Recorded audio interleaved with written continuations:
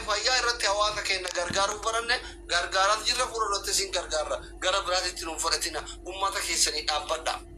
Are you understand? Isin garaara amma yaadne ki. Isin garaara. Koppilingi kuma kurani baata isin hin jenne. Annari baba.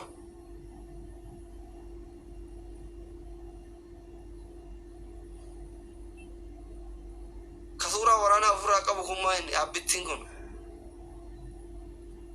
Warana masura warana gurat khair. Lagu ko warat.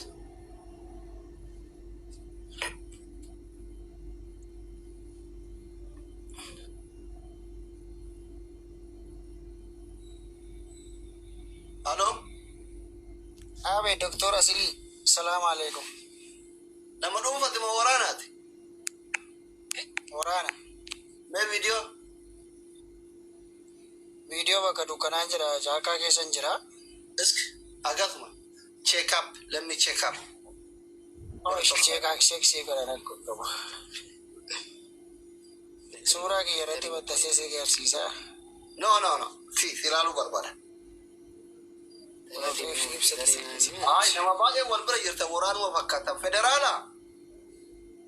Oromiyaa poolisiidha. Eessa jirtan? Amma kanan jiru moo? Shawaa ba'an jira.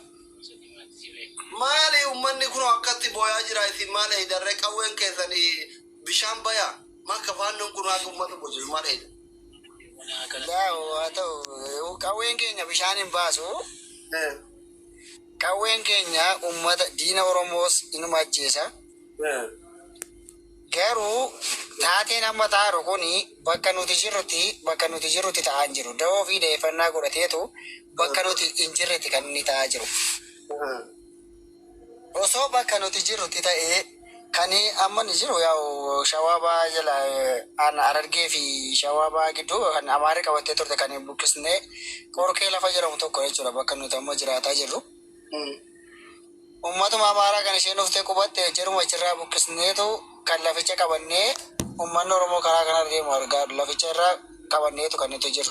Garuu beeku kan Oromoon itti qalame moo eessatti qalame aana darraatti jechuudha Salaalee keessa.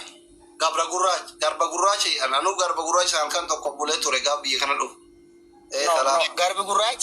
Garbi gurraachi kuyyuudha. Kuyyuu gara Salaalee gad dabartee abootee fi wantinaa gidduudha. Kan inni uummanni itti qalame darraadha jechuudha. Gara abooteen achiin gad dabartee jechuudha daangaa Amaaraarra. Haa ta'u garuu taatee kun waraanni Oromiyaa keessa hin jiru gaafa akkasitti qalamu uummanni Oromoo yeroo hundaa uummanni Oromoo kun gaaffii baay'ee dhiyeessa beektaa. Oromiyaa keessa waraanni hin jira. Haa jiraatu iyyuu garuu lafa uummanni Oromoo itti qalamu kana amma ammaatti anuyyuu hin geenye jechuudha.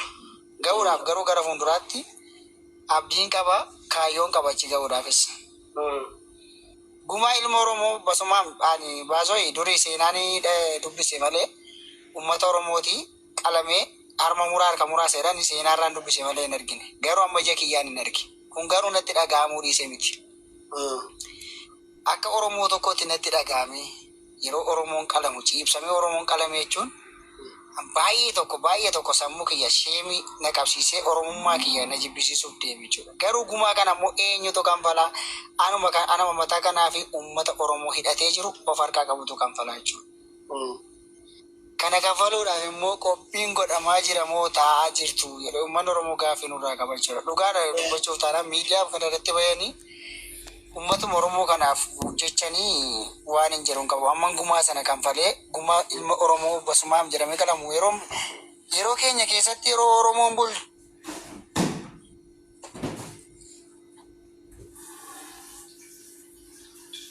Maal ta'e? Aloo?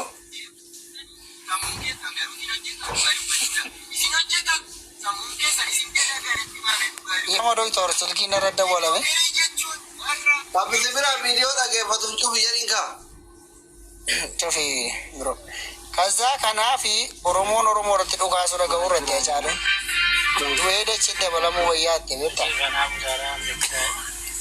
Qamni kun nutti dhaga'amuu dhiisee osoo hin taane osoo nutti dhaga'amuu osoodhuma keessa keenyatti gubachaa jirru gumaa uummata Oromoo keenyaa, gumaa ilma keenyaa sinuma kanfallaa. Kanfaluudhaafis wanti duubatti nu deebisu hin jiru. Afamuuziin keenya dhugaa dubbachuuf taanaani afamuuzii gumaa ilma Oromoo kanfaluudhaaf duubatti wanti nu deebisu tokko illee hin jiru. Qajeelfamatti gaafannus hin qabnu jechuudha. Gumaa ilma Oromoo ciibsamee basumaan jedhamee akka walitti qalame kana kanfaluudhaaf qajeelfama namatti gaafannu hin qabnu. Nurka jira waan ta'eef hidhannee qabna waan ta'eef. Amanuu rakkoo ta'e abbitti beektaa? Uummanni kuni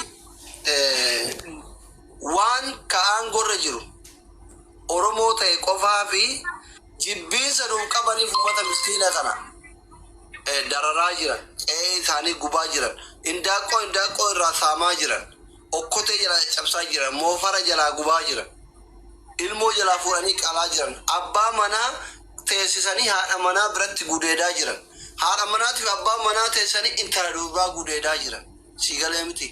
Kun immootu yeroo ilma Oromootu maarat kiiloo jira jennu kanatti yeroo ummanni immoo akkatti ba'u kanatti haga feene yoo ilaalcha siyaasallee garaagarummaa qabaate Oromoon kuni akka dhiigaa fi lafeen keenya tokkootitti isin warri aangoorra jirtaniif warri